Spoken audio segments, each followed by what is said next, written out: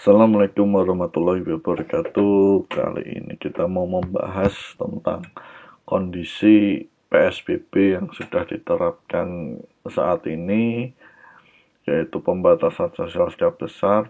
Nah, kaitannya dengan force majeure atau keadaan kahar yang memaksa. Jadi, dengan adanya kondisi pandemi COVID, PSBB seperti ini, bisa nggak sih hal itu dijadikan atau masuk dalam kategori force majeure, sehingga dengan adanya seperti itu maka perjanjian atau salah satu pihak atau kedua belah pihak yang mengalami kesulitan dalam memenuhi prestasinya ketika kondisi saat ini bisa terbebas dari denda, penalti maupun kerugian. Ya, kita mau bahas secara aspek legal menurut pendapat saya. Nah, sebelum masuk ke sana tentu kita harus melihat dulu apa itu force majeure, di mana diatur dan bagaimana penerapannya. Nah, saya temukan force majeure ini diatur di pasal 1234 dan 1235 KUH Perdata. Nah, seperti kalian bisa lihat di layar kalian ya, Pasal 1234 KUH Perdata tertulis bahwa debitur harus dihukum untuk mengganti biaya, kerugian, dan bunga bila ia tidak dapat membuktikan bahwa tidak dilaksanakan perikatan itu atau tidak tepatnya waktu dalam melaksanakan perikatan itu disebabkan oleh sesuatu hal yang tak terduga, yang tidak dapat dipertanggungjawabkan kepadanya walaupun tidak ada etikat buruk kepadanya. Nah, sedangkan pasal 1235 tidak ada penggantian biaya, kerugian, dan bunga bila karena keadaan memaksa atau karena hal yang terjadi secara kebetulan debitur terhalang untuk memberikan atau berbuat sesuatu yang diwajibkan atau melakukan suatu perbuatan yang terlarang baginya. Nah, pasal ini tentu saja saat ini lagi ngetren lah ya, karena keadaan ekonomi mungkin tidak hanya di Indonesia, tapi seluruh dunia yang mengalami perlambatan, bahkan mungkin pertumbuhannya minus. Karena apa? Karena yaitu tadi adanya kebijakan PSBB, lockdown, dan sebagainya lah ya, intinya seperti itu. Sehingga untuk menjalankan roda perekonomian sangat terhambat. Nah,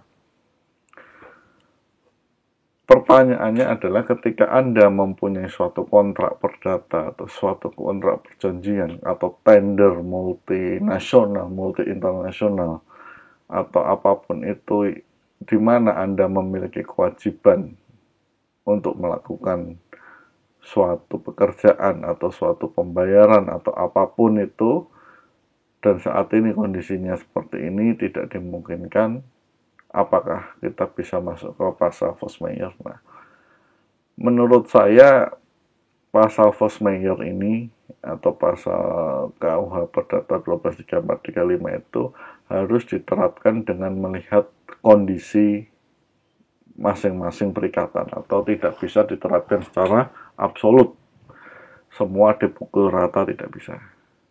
Nah, contohnya ketika saya mempunyai perjanjian dengan sewa menyewa rumah, katakanlah ya, saya ngontrak rumah, katakanlah saya bayar tiap bulan 2 juta.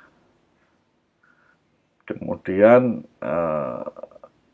pada masa seperti ini saya katakanlah adalah seorang pegawai BUMN, katakanlah gaji saya normal, tidak ada potongan meskipun perusahaan saya terdampak COVID. Nah, tentu saya tidak bisa menggunakan pasal ini. Saya tidak bisa bilang ke pemilik kontrakan bahwa Pak, saya nggak bisa bayar bulan ini karena COVID. Nggak mungkin. Kenapa? Karena faktanya saya mendapatkan penghasilan yang tetap dari perusahaan. Tidak ada pengurangan penghasilan maupun tidak ada pengurangan upah, ya, baik sebagian maupun seluruhnya. Sehingga kewajiban saya untuk membayar kontrakan kepada pemilik rumah itu ya tetap berjalan meskipun keadaan PSBB. Nah, itu salah satu contoh bahwa keadaan force majeure saat ini tidak bisa diterapkan pada lini yang absolut. Harus dilihat kasus per kasus. Berbeda dengan ketika Anda adalah seorang kontraktor yang sedang menjalankan proyek, katakanlah pembangunan hotel atau pembangunan apartemen atau apapun itu. Pemerintah jelas mengatakan bahwa tidak boleh dilakukan kerumunan massa lebih dari 5 orang, katakanlah seperti itu di Jakarta. Nah, otomatis mau tidak mau proyek Anda harus terhenti. Atau katakanlah harus terus berjalan, Anda akan menanggung kerugian yang cukup besar.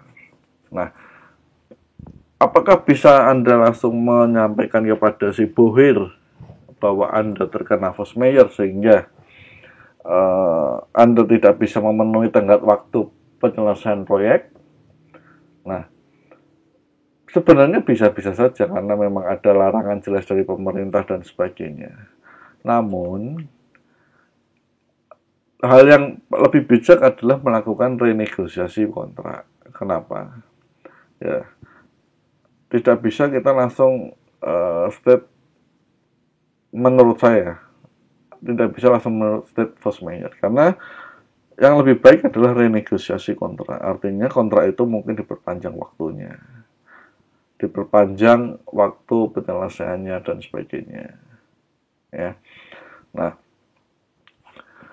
yang kedua terkait force majeure itu harus ada pembuktiannya. Jika Anda menerapkan pasal ini dan ternyata pihak atau partner Anda yang dalam perikatan itu tidak bisa menerima hal tersebut, maka Anda lah yang sebagai pihak yang mengajukan force majeure harus membuktikan. Nah, proses pembuktiannya seperti apa ya? Tentu di pengadilan. Nah, ini adalah proses yang cukup lama dan panjang. Tetapi di sini Anda harus mulai berhitung ya. Artinya begini, Anda harus berpikir cermat.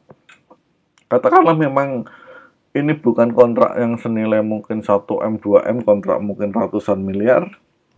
Ya mungkin Anda harus mengambil pasal force majeure ketika renegosiasi tidak dapat dilakukan.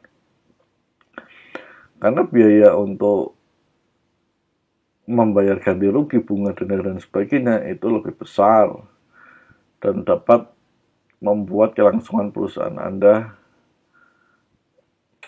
menjadi bertumbuh minus atau mungkin bangkrut atau tutup. Nah, seperti itu. Nah, jadi kembali terkait penerapan force majeure dalam PSBB menurut saya ya harus dilihat kasus per kasus. Katakanlah memang sudah masuk, ya alangkah baiknya langkah pertama dilakukan adalah renegosiasi kontrak. Ya, daripada harus nanti berujung ke pengadilan, nah itu yang paling dihindari. Bicarakan baik-baik lah. Nah, terus muncul pertanyaan, kalau dalam kontrak perjanjiannya itu tidak disebutkan pasal mengenai force majeure, bagaimana? Ya, secara normatif pasal force majeure 1234 dan 1235 meskipun tidak tertulis di perjanjian kontrak itu masih bisa diterapkan. Ya. Jadi jangan khawatir meskipun tidak tersedia di kontrak, tapi di pengadilan biasanya masih bisa diterima argumentasi itu, karena itu ada argumentasi yang umum. Ya. Nah, itu saja dari saya tentang membahas force majeure di saat PSBB. Terkait penerapannya bisa atau tidak, nah itu tadi dilihat masing-masing kasus. Nah, mudah-mudahan bisa memberikan insight atau wawasan. Kurang lebihnya saya mohon maaf. Terima kasih sudah menonton. Assalamualaikum warahmatullahi wabarakatuh.